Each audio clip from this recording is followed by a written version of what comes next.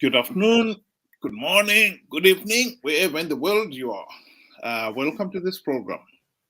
Tonight we are going to talk about the recent news that 12 of CCC's aspiring parliamentary candidates have been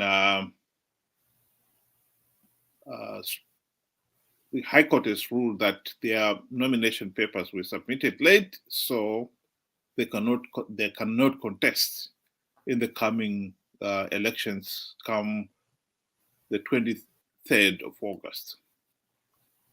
Welcome to you, Benjamin. Hi, thank you for having me on the program once again. To our viewers, good day to you all. Well, you must have been expecting this one, Benjamin. Oh yes, I saw it coming a mile away.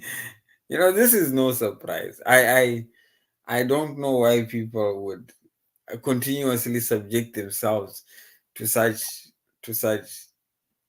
devastations. It's obvious. I would probably be asking the question to the opposition, because Zanu PF, I know why they did this, but to the opposition I would ask, Well, what let's was the start, reason let's for? start with the facts that we know. Why were these 12 guys, and that is 12 out of the 210 parliamentary candidates contesting in these elections? So 12 is quite a significant number. That's nearly 6% already. And Given that, and that is in their strongholds. in the stronghold, that's what I want to say. That's a big dent to their aspirations. That's true. Right. So what are the facts? Why were they thrown out? For the sake of the viewers, the fact that they did not file their nomination papers on time. The reasons behind their late submission is still not quite clear, because for some reason, the general reason behind late nomination submissions is that there was payment issues with ZEC, I think, with their point of sale and that sort of thing. So it's not really certain. Did this happen to them, or was it something that was completely different? Because I think we can go with what ZEC itself admitted. I don't know whether you've seen the letter that. Yes, I saw the letter. ZEC says ZEC has invited candidates that experienced the difficulty in payment. Right. So, do you mind reading that letter for the benefit of the listeners? Okay, if you can give me. Yeah, while you search it, it's basically there has been problems with payment because candidates, for the presidential candidate, you go through your nomination papers, the check for you've been nominated correctly by people who are on the voters roll, all those things. And then once everything is clear, you've got to make a nomination fee payment. For the presidential candidate, it's US 20,000. For the parliamentary candidates, it's US dollars 1,000. This has got to be paid into the Election Commission's account, and then it must also reflect on the Commission's account. So in this particular case, sounds like the nomination papers were okay, but the payment, there was some problem there. Let's hear from Ben. Have you got the letter now? Yes, I've got it. So This was a letter, written by the chief elections officer for ZEC, which is Zimbabwe Electoral Commission. So they say the Zimbabwean Electoral Commission has noted with concern reports to the effect that prospective candidates were disqualified from lodging their nomination papers on account of difficulties experienced in effecting payment for nomination fees. This was largely due to the current challenges within the banking system.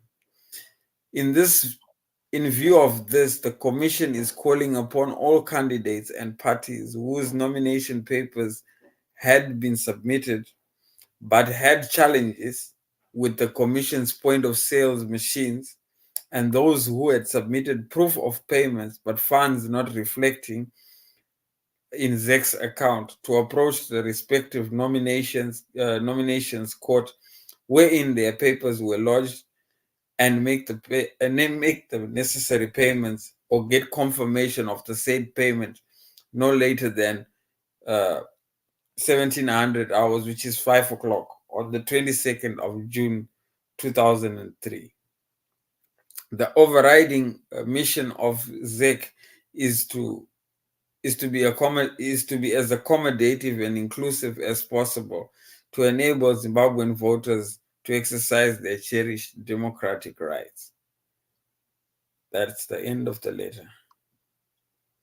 Well, the commission's letter there is, you cannot falter it. So in this particular case, what is interesting here is that the 12, that is the total number of candidates in the whole of Bulawayo. So it looks like it was the entire bunch of the CCC candidates. And all of them were affected by the same problem. So one can only conclude they must have been, all of them, late, because there is no Zanu PF candidate who was affected by this, from what we can hear. And yes, there may have been other opposition candidates who are equally affected. But why all 12, Ben? You are right. I mean, you could smell the rat. It's something fishy there. To say how did Zanu PF member of aspiring member of parliament, end up lodging their own nominations while it's the opposition encountered difficulties. It's bizarre. So this would openly just, I agree with Grace says, it's rigging. It's obvious. It's a plot. It's a conspiracy, basically. So I don't think there's any room to question whether. I think we need to be careful there.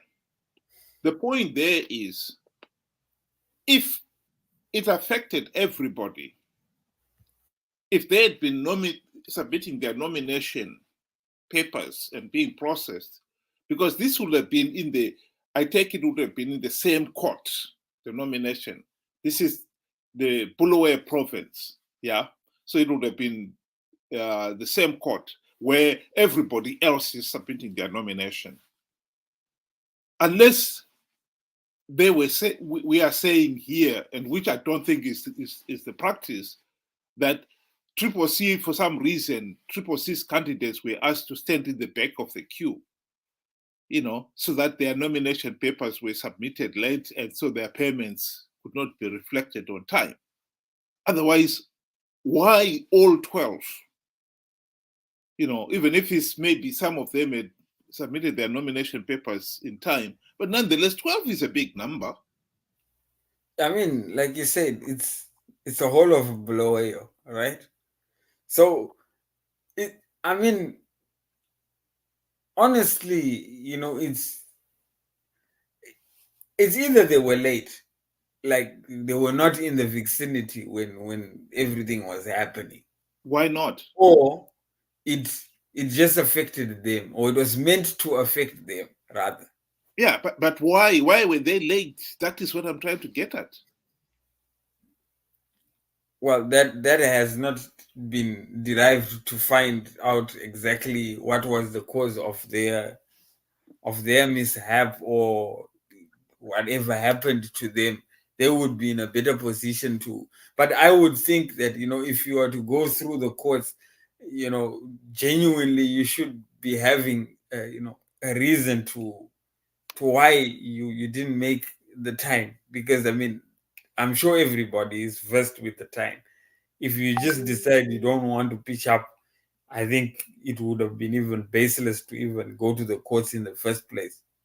It's no different like somebody that never showed up and pops up the following day when everything is closed, and then you cry foul.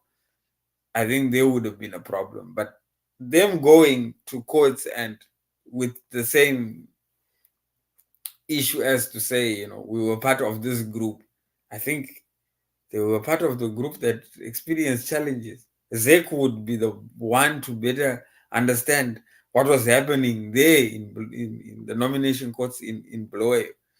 It's, No, yeah, let's get the order right. ZEC, according to that letter, had allowed them to come back the following day and make the payments, right? But yes, when that's the true. court, when the process was challenged, because the challenge was made on the basis that CCC's 12 candidates did not complete their nomination process in the stipulated time. The deadline was 4 o'clock on the 21st of June. Others managed to meet that deadline, but they did not. Yeah. So in this particular case, as much as the ZEC official thought he was doing the right thing, and from this closing statement there, it sounded like he was doing the right thing. He accepted that there have been challenges. But in this particular case, the court challenge would be looking at, yes, those challenges would have, everybody else would have faced the same challenge.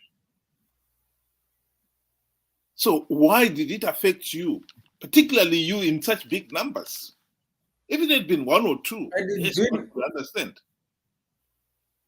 Let's look at the case where the aspiring presidential candidate, there was a waiver for her by the courts to join the race, where she had made a payment, but it was just a matter that it did not reflect in the account on time.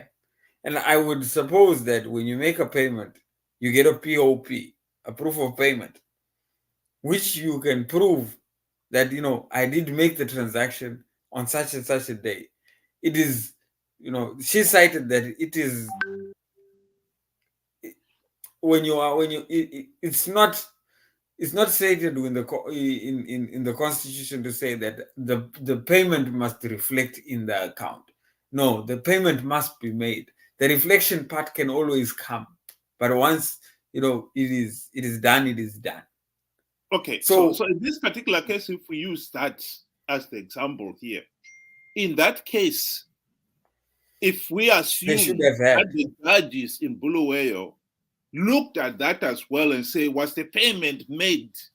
Yes. No, it wasn't. I suppose. And if it was not, then why they have not? a case to dismiss it. Yes. Yeah. So that is, I think it's reasonable to say that in this particular case, the payment was not made by 4 o'clock on the 21st. Yes. They're to come back the following day. Now, that is what some of the other candidates are challenging, that they're now being given an extended time to make their payments, to process their nomination. And the judge in this case has decided that, yes, they were asking for extended time, and therefore then disqualified them. Then there is ground to disqualify them. They should have showed up on time and done their business on time. Exactly. I mean, Grace is arguing there how do you know they were late? They seem to be sure. You seem to be sure you are late. No one is saying they were late, but from the what inference one can make from the letter by the ZEC official was that you should come back the following day and finish the process. As long as it's finished by 5 o'clock the following day, ZEC will accommodate your nomination.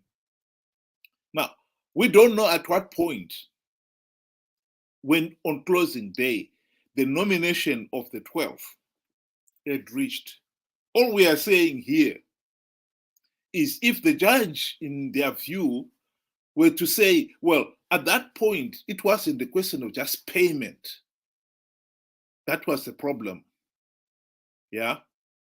You had made the payment, but it had not reflected, as they did in the case of Elizabeth Valerio, who was a nomination was judged to have been acceptable. In their case, maybe they had not made the payment. Yeah, I'm no lawyer, but what I would believe is that, if there was a court ruling in favor of Valerio, right, the 12 could have used that same example if the situation was exactly the same. But if it was different, because she had a POP on her that stated the payment was done yesterday, but the problem why she could not finish her her registration was ZEC wanted money to appear in their account, of which banking sectors always take maybe 24 hours or the next day to reflect. That's normal. And I mean, she got a ruling in her favor. But what would be surprising is if they had done the same thing, they could have simply just quoted or cited the same instance, and I am pretty positive they would have gotten the same result. But I think their situation is different, where it's either they were late,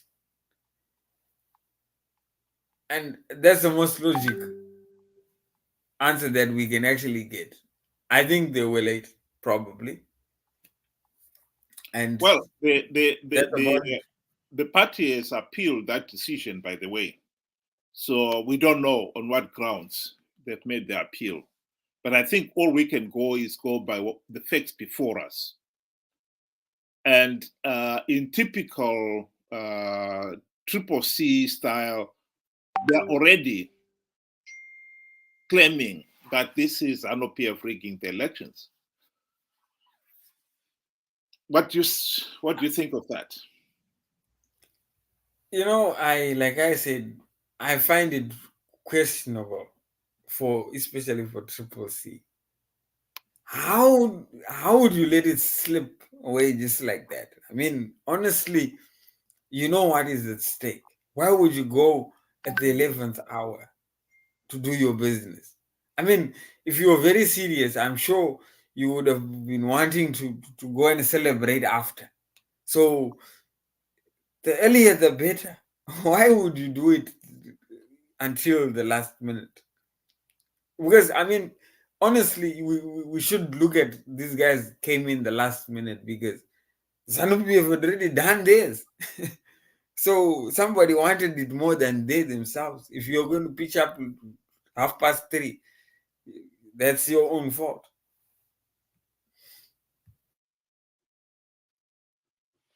Well, I think that point cannot be denied.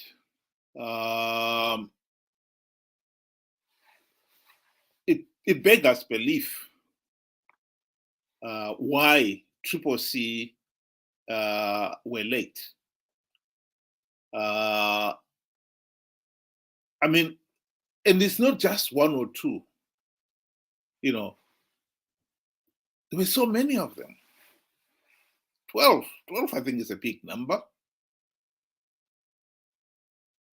It really, one is going to say, why were you late?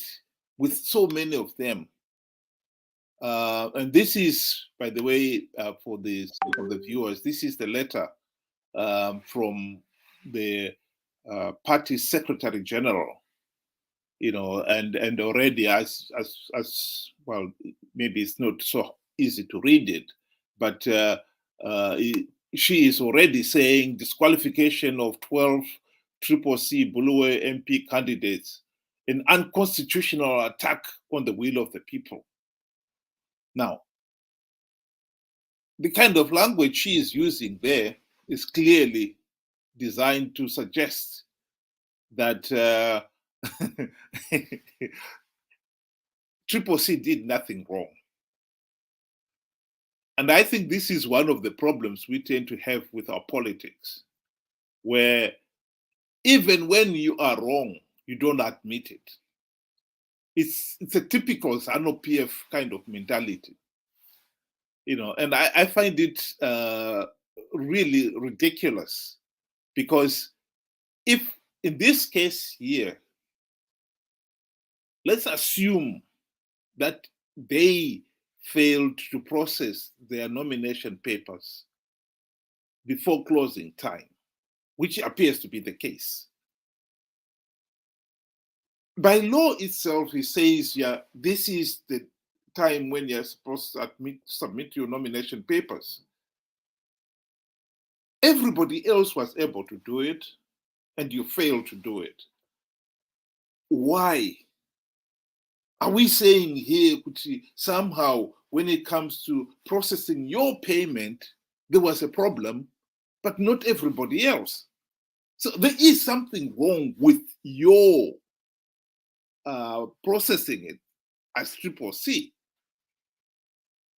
And therefore, then to come out and start saying this is disqualifying CCC's MP candidates, it's unconstitutional attack on the will of the people. This is the kind of rhetoric that I think is turned off most people, in my view. We have seen this happen, Ben, a number of times. Remember, most of the times, CCC, they're always, going.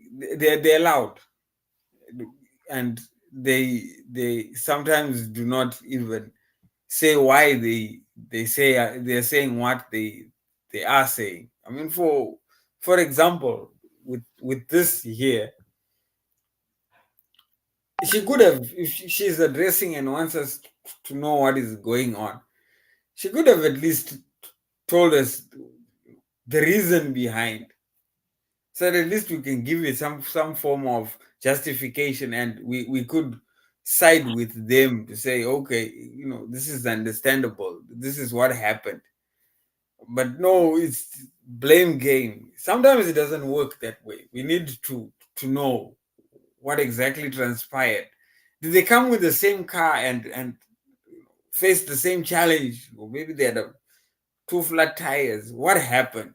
You need to at least give us something. And I mean, I like you said, 12 is a huge number. How did they?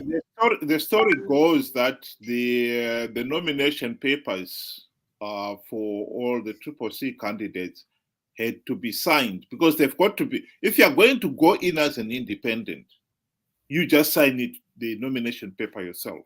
If you're going to go in as a party candidate, right, there is a section where the designated party official must sign. And ZEC, so that person was a no-show. No, from what I understand, ZEC would have then all these nomination courts would have a sample of who is the designated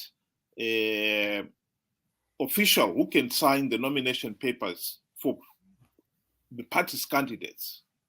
They will have that name with probably a sample of his signature. And part of the checking of the nomination, like I said, one of the things we'll be checking is if you're a member of parliament, I think you've got to be nominated by something like 100 individuals who are in that constituent's voters roll. So they've got to check that the people who nominated you, 100 of them at least must be on the voters roll. And if that is correct, then if the next stage would be, are you going in as an independent or a party candidate? If you're going in as an independent, if you signed it, fine. Then you go to the next stage. If you're going in as a party candidate, they've got to check that your paper has been signed by the designated party candidate. And in this particular case, my understanding is CCC designated official who was supposed to sign these papers was in Harare.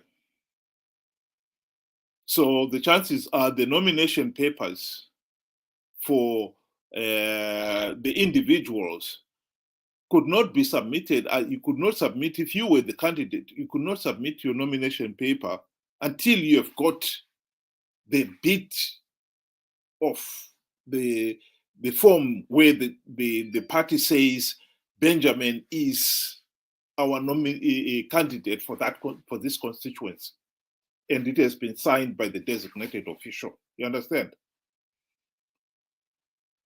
So I understand that was one of the problems there. That had to come from Harare. And in this particular case, for some reason, it was late. In other areas, I should imagine that other places where, for instance, there would have been a nomination court in Masvingo, the individual who was sent to Masvingo got there on time. And then someone was sent to Gwanda or whatever, got there on time. Wange got there on time. But Bulawayo, for some reason, they were sitting there twiddling their thumbs. Yeah, it's quite unfortunate that I wouldn't want to speculate what really happened to the person. Maybe they would be the one this is what I mean. Nobody's asking. The courts it's not for the courts to ask why were you late. You may have your own reason why you were late. It's not for the court to decide that. All the court is saying, the law says you must submit your nomination paper between 7 o'clock in the morning and 4 o'clock in the afternoon of the 21st of June 2023. And if you submit your nomination, make your payment, that's fine. But if for whatever reason you fail to do so, the court has got to say, well, this is what the law says. And you cannot be allowed to submit your nomination paper a week later just because your dog was sick. That's your problem. That's not the court's problem. I think on that part of it, we've got to give the courts the benefit of the doubt, because even they themselves acknowledge that the nomination papers were not completed on time. It's just that the language here we are seeing here from the party official, saying this is denying people's constitutional right.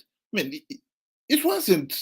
It was your fault. This, I think, what I don't like about this is that it seems to be the mentality of our politicians. Just this afternoon, I was listening to an interview of Zanu PF's Chris Msangwa by a South African broadcasting media, and he was, as usual, adamant that Zimbabwe is doing very well, and the usual thing, the elections are free, fair, and credible. Zimbabwe is prospering. The usual thing. That is one of the problems we have in Zimbabwe, where politicians would never ever admit that they made a mistake, even if it is obvious. I think that is what I find really ridiculous in this case. Yeah, like I said, I think than just always being or appearing as the victim.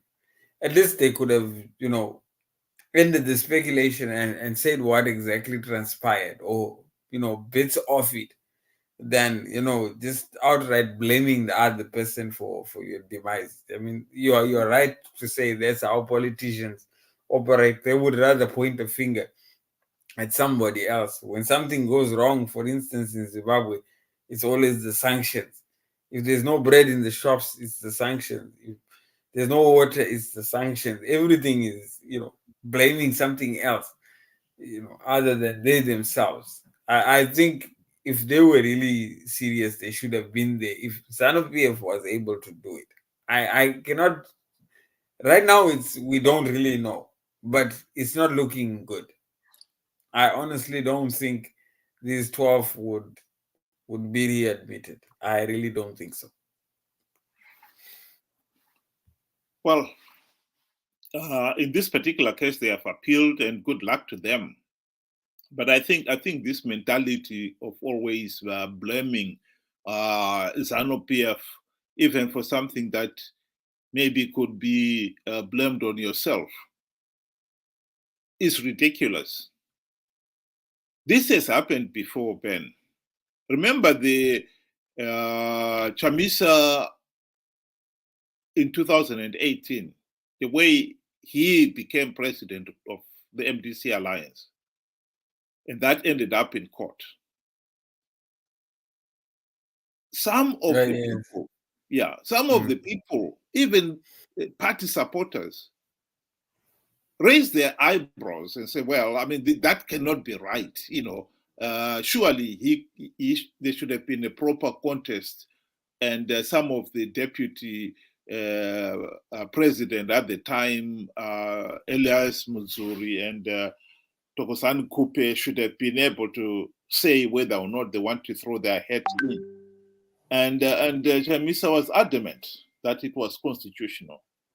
The High Court said it was not. They appealed. The Supreme Court said it wasn't constitutional. And ever since, they blamed Zanu PF. And I think we have got the making of a repeat of that again here. You agree? Yes. Triple C and the way they operate sometimes, it's just not, it's a bit shady. It's vague. So it's difficult to know what exactly are they planning, and how they're going to go about doing their strategies. I mean, the whole thing is just a circus within and without, right? I don't know. Well, for me, I think, they are just a confused lot, just they themselves. Some areas, it's just a mess. I don't know how they are going to actually even structure a government with the way they are. I think it will be just chaos, because right now nobody is got any position. Let's say positions come up, and there's no ranking within their organization. It's a free for all. How do you come now to say this one will do this and this one will do that and this one will do this? Are they going to go through elections? How are they going to do this thing? They've got no structures. Rightly so. Somebody would ask, if it wasn't that they're the only political party currently seen as the savior, if the people were spoiled for choice, I don't think Triple C would have been the choice. Honestly, I don't think so. Well, we have got a comment here from Grace, and she's saying that Are you forgetting the courts were paid huge sums of money? I would like to know who was the judge in this case. Remember, they were paid huge sums of money. I don't think anyone would dispute that, and I don't think anyone reasonable would dispute that the payment was a bribe, because on the 6th of June, just 2 weeks before the nomination courts opened, all the judges in Zimbabwe were paid 400,000 US dollars, ostensibly as a housing loan. But we all know, of course, that in Zimbabwe, when they say you've been given a housing loan which you never solicited for, and and it's being given by government and not the bank, you're not going to repay it. And most of them have never repaid those loans. So it is a bribe. There's no doubt about it. But in this particular case, I think we've got to say then, if that was the motive to deny Triple C the opportunity to nominate, in this case here, why did it happen only in Bulawayo? And why Triple C candidates in such big numbers? If Triple C had not done something themselves to facilitate that problem. This is what I'm saying. I think to a greater extent it's self-inflicted. If you are dealing with a system that you know is corrupt, why do you have to give them the upper hand? Why don't you do? I mean, surely you had the whole morning to do this. Or that person that is coming from Harare could have slept by somebody else's house, or in a hotel or wherever, and then just walked into the court and done what needs to be done and back your own way to back to Harare. Why would you want to put yourself in such a predicament where you find now? Here you are. And I don't blame Zanu PF if they managed to put their hand in it. I mean, it was there for the offer, and they took it. That's politics, right? I think I totally should agree. have put their house in order and do things, more carefully and more, strategically. Not we're just going to just go free flow. It doesn't work that way. I mean, the nomination was announced at least, I think, a month before, and we all knew that the elections were coming, and Zanu PF had done his primaries, had selected their own candidates and agreed on who was the candidate, and therefore then the individual would have been known they are going to be the party's candidate, and would have got their nomination papers, solicited nominations from the various candidates, checked that those people, so all those things could have been done in plenty good time, and get your form signed by the designated party official, so that even a week or 2 weeks before nomination day, each candidate would have had all their nomination papers, all the party form filled in and signed, and have their money, if it is cash, already in an envelope. Yeah, if it's in US dollars or in local currency, already ready 2 weeks or more before that, so that on the day itself of nomination, if the nomination courts open at 7 o'clock, you are there. If you can tell me, we had been waiting in the queue because the queue was so long since 7 o'clock, and we only processed at 10 minutes to 4, 10 minutes before closing time.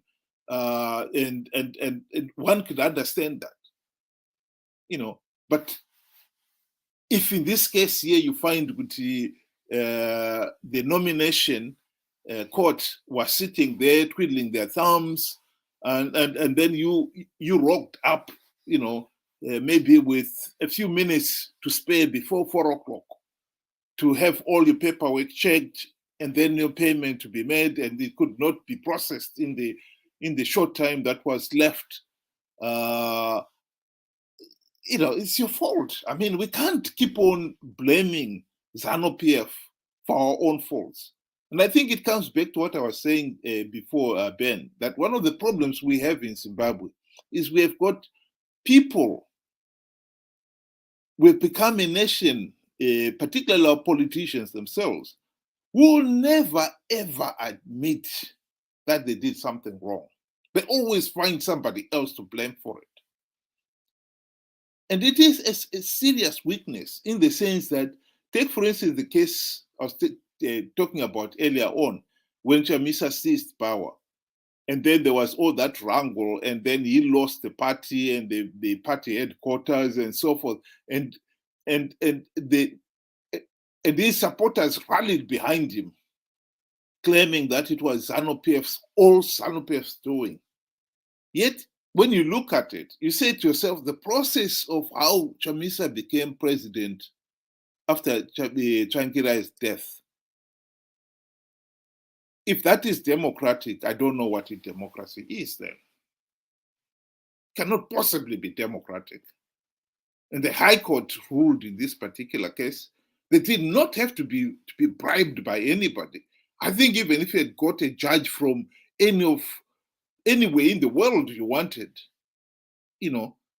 totally impartial, I don't think they would have given a different judgment on that case.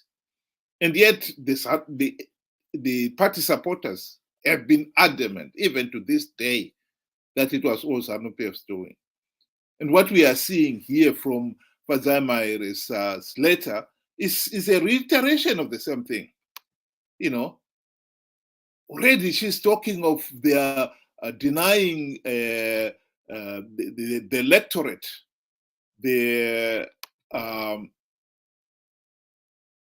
constitutional right to elect a member of parliament of their choice, and not even admitting they could have been to fault from what people have gleaned of the process on the day of nomination. CCC had a problem of getting their nomination and monies in to the various nomination courts on time. Why they delayed it to that late? Chamisa himself, in fact, at one point was asked that question. And what did he say? He said that he wasn't going to release the names of the party's candidates because they feared that Zanu PF would get hold of them and intimidate them. So if that was the strategy, and they felt strongly about it, and that was the reason why they kept everything under lock and key until the very last day itself, well, this strategy backfired in the case of Bulawayo then. Would they admit it? No. That is the problem I have with people like this, Ben. Yeah, like I said in the very beginning, it's when you compare both letters and, if I strongly believe if it was just a case of payment, it was just supposed to be, okay, here's my POP. Unfortunately, the money did not reflect that same very day, but the payment was surely made. And it's got time, it's got everything. The transaction went through, right? I strongly agree. The judge would have ruled in their favor. And for the letter that, in response from CCC and particularly their spokesperson, I think it deserved a little bit of explanation than more of just, pointing fingers to say this one did this to me. I don't really think it validates the situation. I think I don't even see it. Well, if they want to go to the Supreme Court, it's their choice to make. Let them go. But I don't think it will go. It's just the same, like, the one that just came out, Linda Masari. The last time when we spoke about, she was still trying to make it all come together. So I'm not sure if it came together before closing time or it came after. So, which she would probably find herself in the same boat as the disqualified 12. Well, yeah. In this particular case, in fact, I remember the interview as well, where she was admitting that she was having problems raising 3,000, I think, of the 20,000 US dollars. So in this particular case, it wasn't the same thing as Elizabeth Valerio's case, where she had made the payment. It's just that it hadn't reflected on the SEC account, and I think the court judged in her favor because they said, well, I mean, if the payment was made, it's just that it did not reflect on your account at 4 o'clock, but it reflected on your account. But the following morning, probably it was shown to be on the SEC account. We can't really start. The payment was made. What else do you want you to do? And in this particular case, I think that was, but in the case of Linda, from what I understand of the case, she was arguing that she was trying to raise the money, and I think the payment was to be made in US dollars, and getting US dollars is not easy, and I'll be the first one to admit it, particularly given the fact that you have got to get it on the black market, unlike Zanu PF that can walk into the Reserve Bank of Zimbabwe and get all the US dollars they want. She has got to get it on the black market. And that is not an easy thing. I think she had a strong case, but in this case here, the court must have ruled, well, okay, you had time to go on the black market and source the US dollars.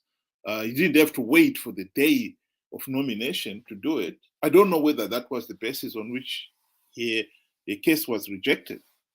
But it looks like in her case, the payment was not made by closing time.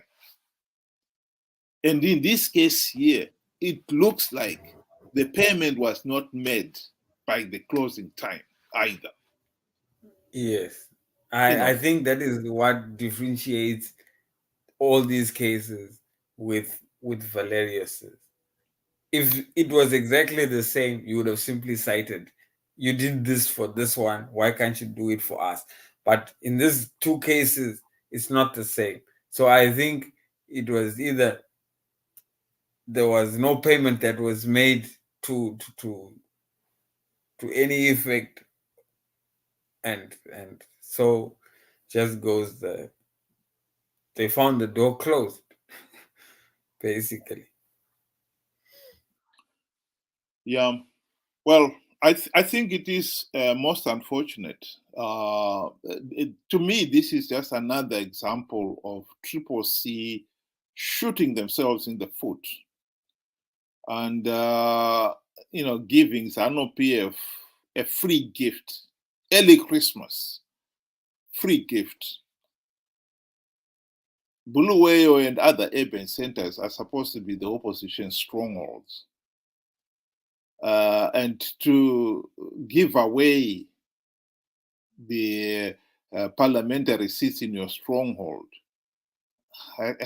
it beggars belief. But this is the reality. These elections, as far as I'm concerned, should not be taking place because the whole process is flawed.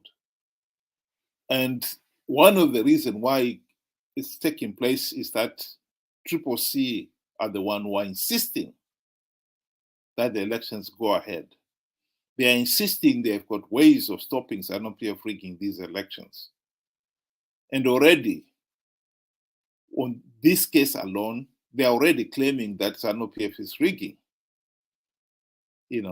the strongly worded letter from the party spokesperson there, I think we are looking at a repeat on the 24th of August, where Zanu PF has another landslide victory, and the CCC will be complaining that the process was rigged. And yet we've been saying, yes, Zanu PF rigs elections. Let's get it properly sorted out and stop this madness of trying to win rigged elections. But I don't think that message is getting through. It is a pity. It really is a pity. And I think Zimbabweans have got to start looking at this. We cannot carry on with this madness. 43 years after independence, and we still can't hold free, fair, and credible elections. This is unbelievable. Do you want to give your closing remarks there, Ben? Thank you. I believe, like you said, I mean, obviously, that the whole process with how Zimbabwe is conducting its elections is far from from democracy itself. But then you have CCC that is not aiding itself in any way, but rather willing to just, I don't know what they think, what they're thinking. But it clearly suggests that they themselves, they don't have a strategy. And I feel sorry for Zimbabweans that are getting fooled. I honestly believe CCC is not the solution for Zimbabwe. It is a mess. And it will just take us to places where we really do not want to be at, or we don't want to find ourselves. So let us be careful. Let us see them for who they are. Thank you, and good night. I'll just close with Grace's remark there. So it backfired big time on them, and by them I take it she means CCC. To be quite honest, it's not so much CCC. Yes, the 12 MPs, I'm sure, would be very disappointed that they failed to get in. But to be quite honest, even if they'd got in, CCC would have still won the fewer seats. They would not have won these elections. And so therefore then Zanu PF would have still got in with a majority, and the present failed state would have continued. The real losers here are the ordinary Zimbabweans. We are stuck with a corrupt, incompetent, and tyrannical regime. And by participating in these flawed elections, CCC are giving legitimacy to Zanu PF, and therefore then are perpetuating the dictatorship. And the ordinary people who are at the coal face are the ones who are paying the price. The real losers here are the ordinary Zimbabweans out there who have got to look at the reality now. And they can start looking at it now before even voting day on the 23rd of August. The reality of Zanu PF remaining in power after those elections for another 5 years. Another 5 years of this corrupt, incompetent, and tyrannical regime. It will only be dragging the nation deeper and deeper into the economic crisis. And lo and behold, come 5 years from now, we will still be talking of rigged elections because nothing will change. Zanu PF will never reform itself out of office. And CCC will keep on fighting for the few seats that are available so that they remain the country's main opposition. and get the few seats in parliament. This time they will make sure that the 12 seats in Bulawayo probably they'll be the first one in the queue to submit their nomination. But it doesn't help the ordinary Zimbabwean out there. We don't want rigged elections, because as long as they've got rigged elections, that is a recipe for a failed state. We want to implement the democratic reforms so that there are free, fair, and credible elections, so that the people who get elected into office are accountable, democratically accountable to the people. That is what we should be looking at, not this circus that is going on here. That is the message that Zimbabweans out there should take home. This is a circus, and we should start denouncing it now and not have to wait for the 24th of August to denounce this process. CCC are taking us for a ride.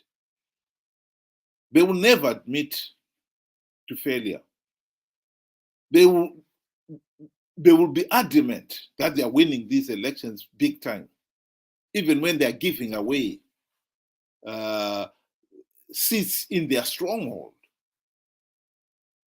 They will never admit to making a mistake. They'll always try to find somebody else to blame for their own incompetence. Zimbabwe cannot afford to carry on the way we are going. We are already a failed state with an incredible number of our people suffering. 49% are living in abject poverty. Schools and healthcare have all but collapsed. This is the reality that we are facing. We cannot continue as a failed state forever. And we are not going to do it by participating in flawed elections to give vote rigging Zanu PF legitimacy. That is the reality. That is the reality that we must face honestly.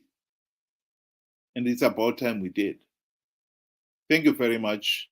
Thank you very much, Benjamin, and good night, everybody. Thank you. Good night.